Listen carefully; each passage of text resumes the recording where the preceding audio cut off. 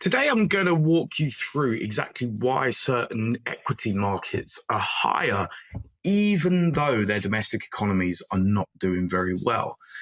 And then we're going to focus specifically on Germany because they just had some data out this morning that is pretty concerning, and how that data might interact with what the ECB wants to do with regards to their monetary policy. And the Trading Takeout today is going to be on exactly why we need to be focusing more on risk rather than strategy.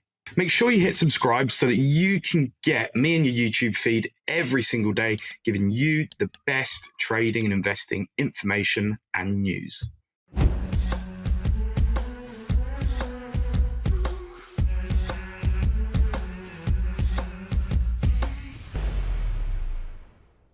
At the moment, Germany has really poor data, but the DAX isn't and hasn't really reflected this poor data. German growth has been stagnating for a long time.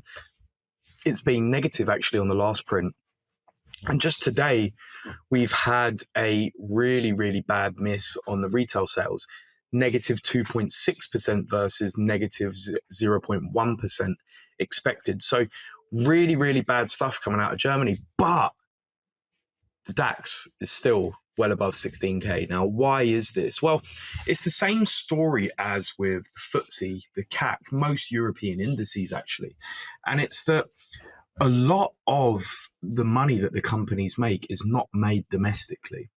If we take the CAC, for example, France, only 15% of the company's revenue listed on the CAC is made within France. So what does that mean? Well, it means that their revenues are actually very well diversified internationally. The same with the FTSE. If you look at most of the FTSE companies, 75% of their sales are done in the US dollar, which means that actually the FTSE is much more sensitive, I guess, to movements in the dollar and FX than it is actually to anything to do with the UK. And it's why, the FTSE is made up predominantly of miners. Most mining firms aren't doing their business or selling in the UK. They're selling internationally. Whereas with the US, most of these firms' business is done within the US. It's a completely different market.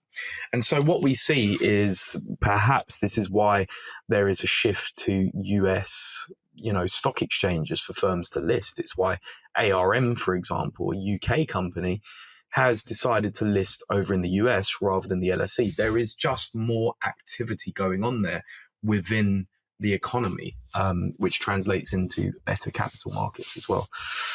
And this is a massive problem for Europe. The capital market infrastructure in Europe is nowhere near as good as the US is. And it is largely because, the US consumer is all powerful globally. But I think the really key takeout here is to remember that the stock markets are not the economy. The DAX is not the German economy. So don't get lulled into a false sense of security of selling the DAX or selling the FTSE just because the UK economy is doing poorly.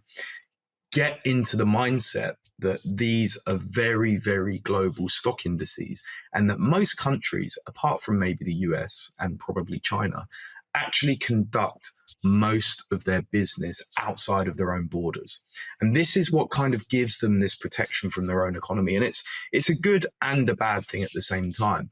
I think it's a good thing because, yes, there is that diversification for the companies, but it's a bad thing because if you look at it on an isolated basis within the borders, most of that GDP growth is sort of dependent on a lot of other countries, and it's outside of the remit of policy making to be able to improve the situation for these companies. So yes, it's one of these things where you have to kind of get out of the mindset of this is how things work, get out of the surface level thinking of, okay, Germany's bad, stock market's going down, UK's bad, stock market's going down, and get into the mindset of, okay, this is specifically how this company does business.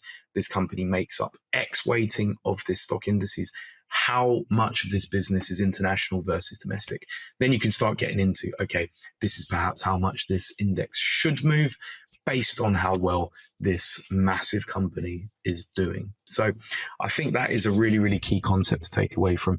And, once you start including the fact that German data is doing really poorly, this is maybe where you can start looking at trades to do more with fixed income, to do with FX, so euro, for example, rather than anything to do with equities, because they're two very different beasts.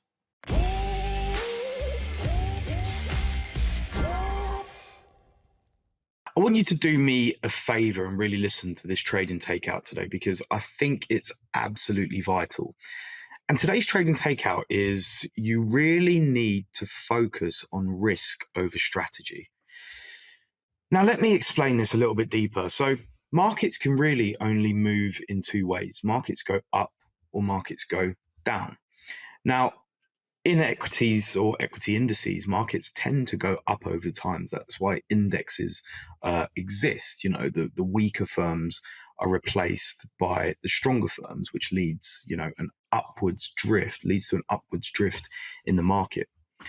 Your job then is to maintain a position size that is relevant to your comfort level, relevant to your income, and relevant to your lifestyle. Okay. And what I mean by this is, for some people, 30% invested in the market each month might be more comfortable to someone than, 10% invested in the market. It totally depends on risk tolerance. So what I'm saying is, rather than objectively focusing on strategy so much, really focus on risk as the broader part of that strategy, because you cannot ever go broke just from winning. You will always just go broke from losing. And if you can manage your losses on that downside and manage the comfort level that you have relative to those losses and relative to those position sizes, then you're probably going to come out on top. And this is where most people fail. I was a broker. I used to work at a retail brokerage.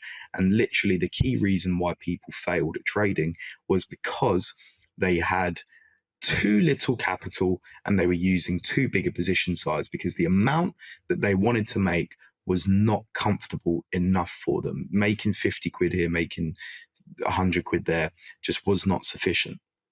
And so they were using £1,000 accounts looking to make 50 quid, and that's too much leverage. So they would go and blow up. Always make sure that your risk tolerance is comfortable according to your lifestyle and according to your income. That is today's Trading Takeout.